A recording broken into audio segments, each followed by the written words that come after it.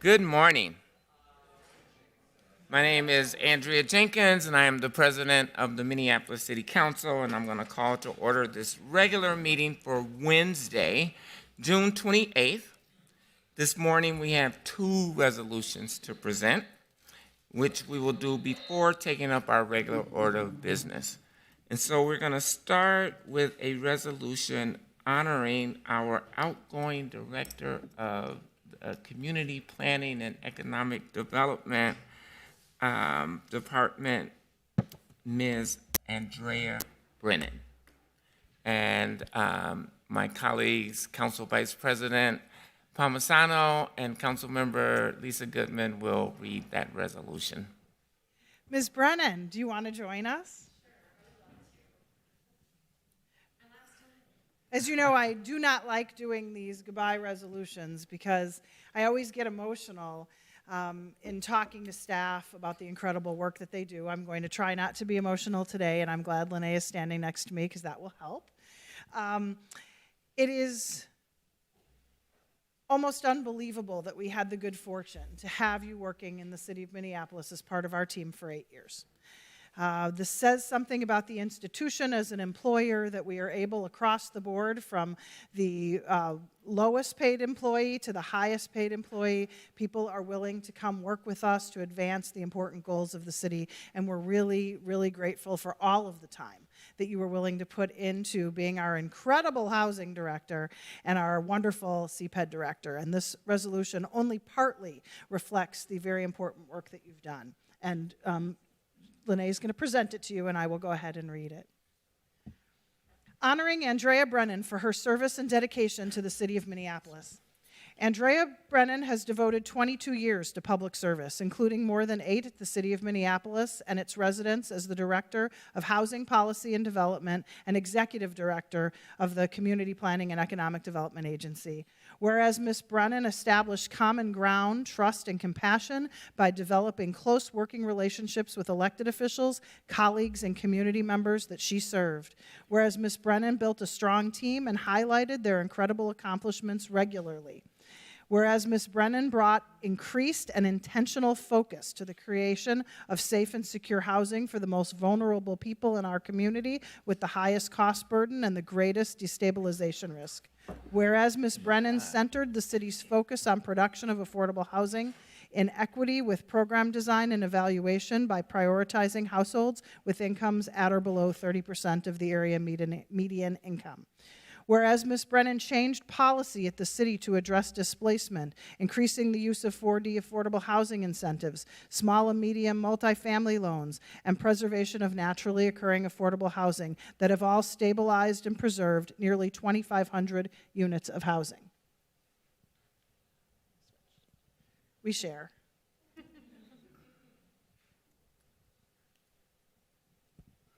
Whereas Ms. Brennan's intentional focus tripled the output of affordable rental and ownership housing, increasing housing supply by thousands of units in all neighborhoods of Minneapolis. And whereas Ms. Brennan was instrumental in the creation of nation-leading housing policy changes contained within the Minneapolis 2040 plan. And whereas Ms. Brennan ensured the production of housing included opportunity at all income levels through the enactment of the inclusionary zoning policy. And whereas Ms. Brennan addressed racial disparities in homeownership, the foundation of generational wealth creation in the United States, through homebuyer education, down payment assistance, and perpetually affordable homeownership through the Minneapolis Homes program. And whereas Ms. Brennan responded to the license revocation of irresponsible landlords with innovative programming to stabilize over 40 affected tenants, including housing vouchers, city-provided rental units, and contract for deed ownership. And whereas Ms. Brennan worked to center programs on people through the advocacy of renter support, tenant protections, and homelessness prevention strategies, leading to the support of over 36,000 people receiving information, referrals, legal advice, or services across all 13 wards of Minneapolis.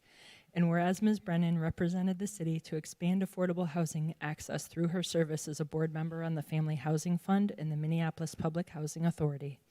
And whereas Ms. Brennan was committed to creating an anti-racist culture in CPED and its programs through her leadership of department-level change and implementation of the Strategic Racial Equity Action Plan. Whereas Ms. Brennan led CPED through a series of historic crises, from the COVID pandemic to the unrest that followed the murder of Mr. George Floyd, with support for staff, innovation and reallocation of resources, and an emphasis on community needs. And whereas Ms. Brennan will bring her skills as a leader, colleague, mentor, and friend to her new role at the Greater Minnesota Housing Fund to increase access to housing statewide. Now therefore be it resolved that the Mayor and City Council, in recognition of her transformational leadership and significant contributions to the City of Minneapolis, do hereby present this resolution to Andrea Brennan, together with our most sincere thanks and appreciation for your dedicated service to all people in Minneapolis, and best wishes in future endeavors. Thank you.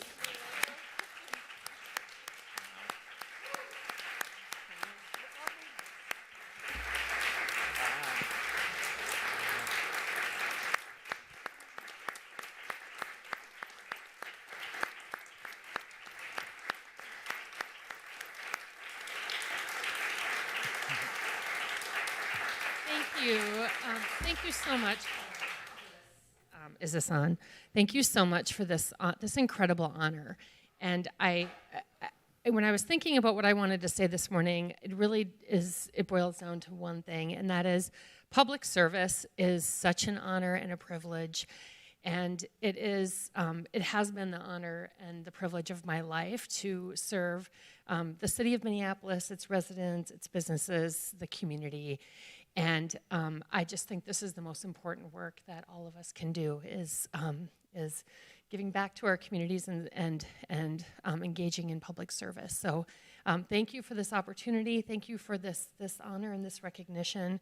I'm deeply saddened to leave the incredible team and the incredibly committed staff throughout the city of Minneapolis, and know that the city is in really good hands with the dedicated and talented servants that we have. So thank you. Thank you.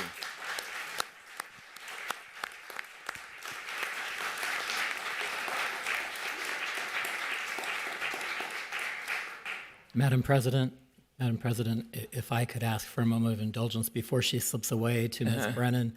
I've had the pleasure of serving with Ms. Brennan and as the longest serving department head at this point on behalf of the team that represents the administration. I wanted to say to you, Andrea, you've been a role model to all of us at the department head level. You have been a leader, a mentor, a friend, an advocate, not just for your team. CPED's better for your service, but the entire city administration is better for the time that you spent here. Thank you. Thank you. Thank you, Clerk Carl. And I wanted to just give an opportunity for any of my other colleagues, if they might want to comment. We are using our speaker management, so if you want to comment, please indicate by checking in. And seeing no one in queue, I will comment. I just really want to thank outgoing Director Brennan for your commitment to public service. After the pandemic, we met weekly trying to ensure that we were distributing our very limited resources to the most vulnerable people in our communities. And then we had the racial uprising, and we had to meet weekly to talk about the rebuilding of Lake Street and all of the communities that have been really severely destroyed, really. And so that commitment to public service from yourself as a director, I think as Clerk Carl indicated, was a role model. And it really brought all of our other directors to the table and staff. And, stepping up in those moments of really challenging devastating times in our city's history means a lot, and we can see the fruits of that labor today because we are turning the corner and we are rebuilding Lake Street and the communities all around the city, Broadway, 38th Street, all around the city, Cedar Riverside, et cetera, to its pre-pandemic state and beyond. So thank you so much for your service.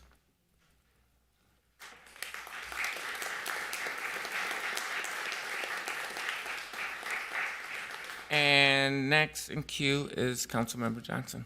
Thank you, Madam President. I'm not going to say it better than anyone who's already spoken, but I just want to really say thank you, Director Brennan. And, you know, every interaction I've had with you, it was always clear you've brought your best every single day to City Hall, that you've truly cared about the whole community and every person in it. And you've always been so present in our conversations. You've always been so thoughtful, such a good listener, and always come back with really creative solutions, ideas, and plans, and taken every bit of the work seriously, and did everything that I saw that you could do to move the needle on these issues. And for that, I'm truly grateful, and I know the residents in my ward are grateful, as well as the people in this city. And they won't have the privilege of having been able to see that work firsthand, day in, day out, working with you like I have. And so I consider myself honored and lucky to have been able to work with you for the time that we were able to keep you here at City Hall, and that you were willing to step up and serve in that capacity. But you're really just an outstanding leader, and it's exciting to see you continue to grow as a leader in the ways that you're going to continue to contribute both to the people in Minneapolis and across Minnesota as well, and the ways that you've influenced other leaders and brought people up and helped mentor them, including folks in your department that I see here today that are stepping up in their leadership capacity as well because of your efforts too. So it is a huge impact that you leave here at the city, and it's bittersweet for us to see you move on from the city, but it is exciting to know that you're going to continue to lead and to serve and make a difference out there. So thank you so much. And I would be really remiss if I didn't say as well thank you to your family, because this is a shared effort. Anytime folks are working in a public leadership role, they are there supporting you. I know that, and I have heard that from you as well. And I know that they're a part of this too. And so congratulations to them as well, and your family and friends. Thank you. Thank you, Councilmember Johnson. Next in queue, we have Councilmember Vito. Thank you, Madam President. I just wanted to quickly say thank you so much, Director. You know I love you. You've done a great job at including the North Side, and that means a lot to me. A lot of times when you represent the North Side, you feel like you're left out, and you've done a great job. And not only you, but lifting up your staff to include the North Side also. I really appreciate that. But more than anything, I appreciate your dance moves. A few weeks ago, we were at a party together, and we did that cool little 360 thing, and there's a video somewhere. But there was some really good moves. So thank you. Thank you for your sense of humor, and thank you for caring. I really appreciate you.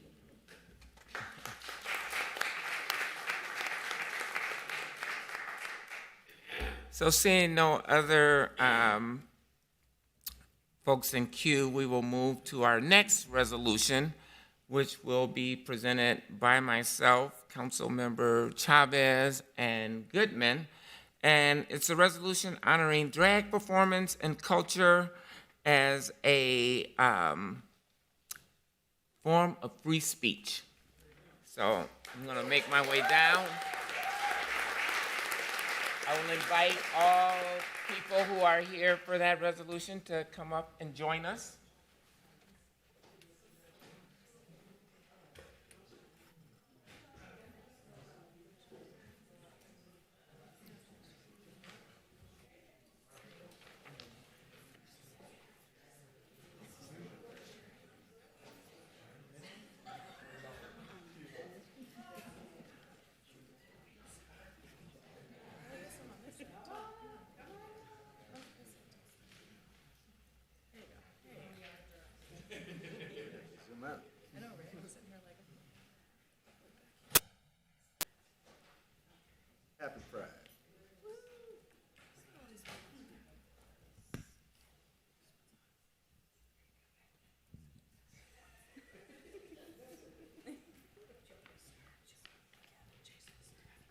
you guys scrunch together?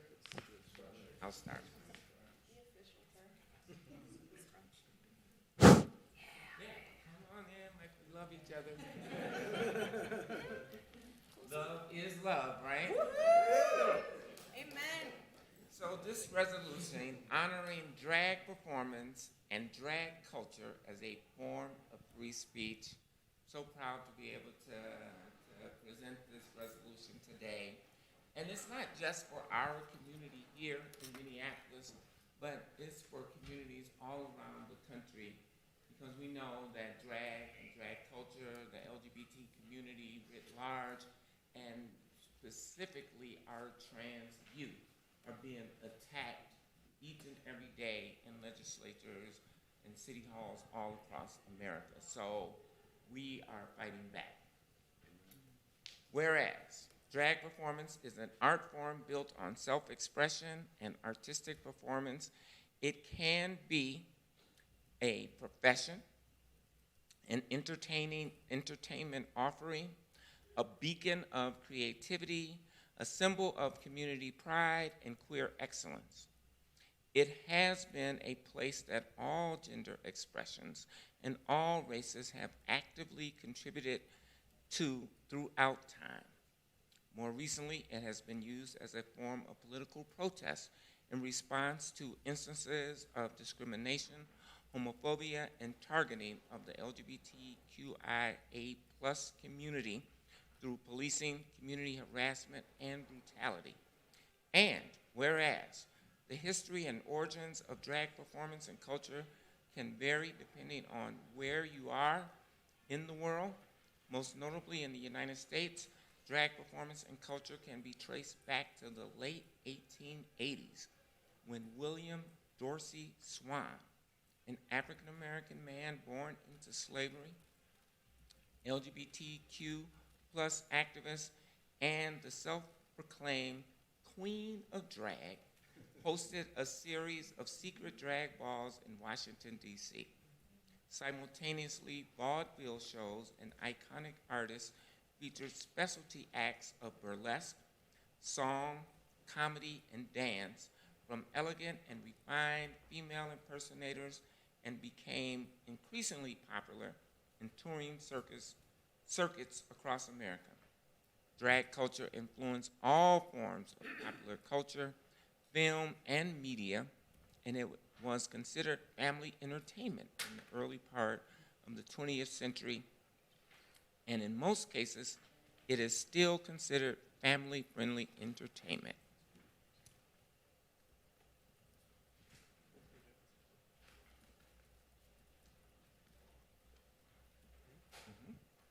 Whereas in the early 1900s, throughout the Midwest and Minneapolis, establishments like the Pantages and Opium and the Metropolitan were known entertainment venues revered in their traveling variety shows and on par with the vaudeville shows, and the Persian Palms, previously located on Washington Avenue, is known to have hosted one of the Twin Cities' first drag revues, and establishments like the Dugat Bar and the Herbs were considered social refuge for members of the local LGBTQ+ community. Local artists were also known to perform in their homes, private clubs, piano bars, and lounges in college campuses, and small social gatherings which have influenced the ongoing popularity of the arts in Minneapolis. And whereas the drag as an art form has been impacted by laws restricting cross-dressing and gender expression that didn't match the gender shown on the person's identification card and dates back to nearly 150 years. In 1863, San Francisco was the first place to enact legislation to ban cross-dressing in public. This action led to the proliferation of similar laws across the country, including here in Minneapolis, where we enacted a similar ordinance in 1877. And new laws restricting gender expressions are being proposed and passed to this day.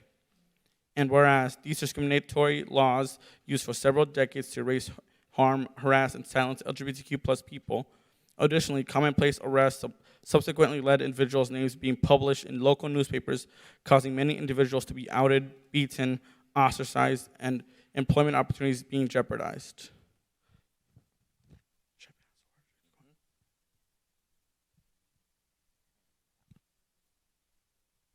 Whereas the success of many of the fearless artists and activists, many with us today,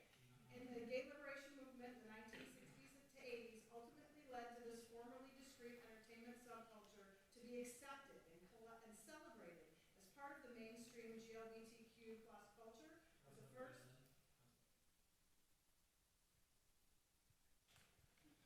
I'm loud, Casey, man, I'm loud. With the first Twin Cities Pride March in 1972 on Nicollet Mall, and has become an important part of the cultural and aesthetic fabric of our city and vibrant part of our nighttime economy. Looking forward to today, we are proud to have the many historic venues and producers that curate, showcase, and promote drag culture here in Minneapolis. Establishments like the Gay 90s, Roxy's Cabaret, Lush, The Saloon, Flip Phone, First Avenue, Crave, Union, Ladies of the Lake, Sisters of Perpetual Indulgence, Walker Art Center, University of Minnesota, Patrick's Cabaret, Bryant Lake Bowl, Twin Cities Pride, and Out Twin Cities Film Festival, as well as many other performance art events produced by local artists in Minneapolis. They are making our city a safe haven for progressive creative expression and celebration of diversity, equity, inclusion.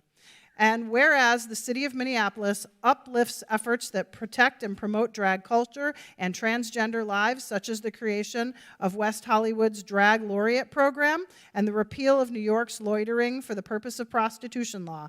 And we celebrate the important legacy of all drag artists who have offered their creativity and generosity for generations to support community building and healing, not only in the LGBTQA community, but the broader community as well.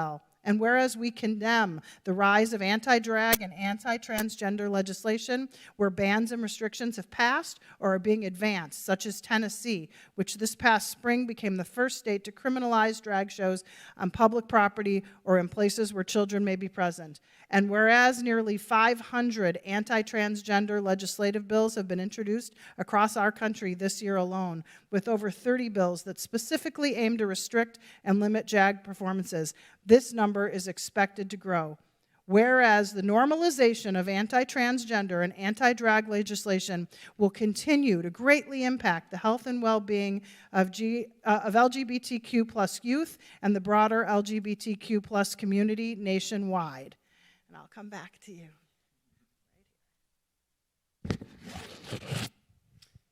And whereas Minneapolis will continue to take actions to remain a safe and welcoming city in steadfast support of drag artists and performance, drag history, culture, and complete freedom of gender expression. And we recognize, honor, and celebrate the contributions of our renowned drag community. Now, therefore, be it resolved that the mayor and city council do hereby express our city's values and support for the rights of all individuals to express themselves freely and openly, and stand in support of drag artists and drag performers everywhere. Thank you so much.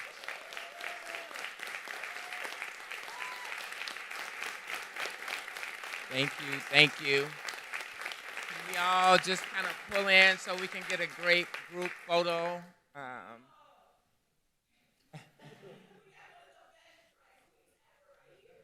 I know, Nina, would you like to say a few words?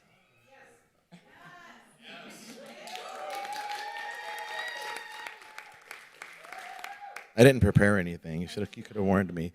This is pretty spectacular. I've been in the drag community here in Minneapolis for, I guess I'll say it, over 25 years, and starting my career at the Gay 90s and rounding it out here and restarting it at Roxy's Cabaret.